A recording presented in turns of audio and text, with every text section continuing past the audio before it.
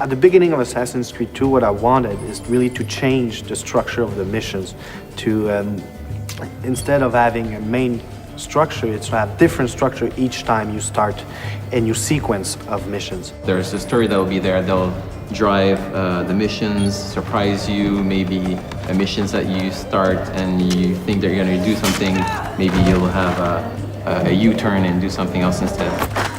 Hey, I remember you. You never know really what's going to happen next in Assassin's Creed 2.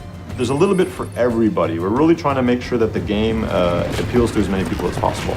We have retry points still in AC2 with climbing puzzles. Then you'll have, collectible quests. There are crowd missions. There's the narrative mission. You have these missions that you can do to change your notoriety in the city. There's also the city life, which are just randomly occurring acts throughout the world. For example, we have the messenger. The messenger who sees Ezio, sees the player, will run away. So it's up to the player to say, am I chasing him to get the letter he's carrying or not?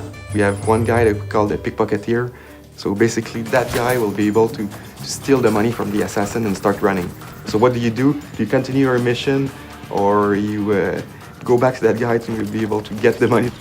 Throughout the world, you're gonna find exciting, memorable historical landmarks that also have interiors that you get to play through with lots of acrobatics and running and jumping. And these interiors lead to tombs that have been hidden for hundreds of years that only the assassins can find.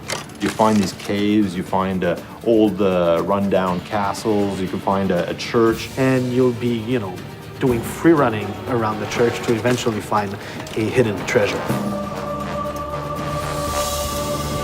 The player's gonna be inside the Duomo, and that interior is one of the biggest interiors in Italy.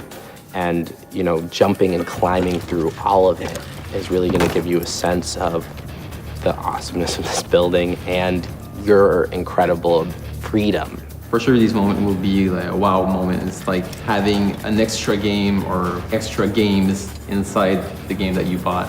So each missions are different, a lot more variety. So it's not about doing investigation and assassination 9 times. It's really more like each time a mission can lead to a beat-up mission, can lead to a chase and escape, can lead to an assassination. It's quite overwhelming, the amount of stuff there is.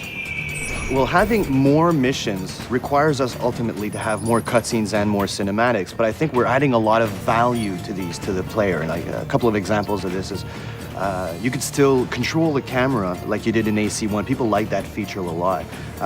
We also have mini branching cutscenes where the player will have to interact at a specific time, and this may have 2 different effects. So if you hit the cinematic at the wrong time, then you might just hug a lady, whereas if you hit it on the right time, well, who knows what's going to happen.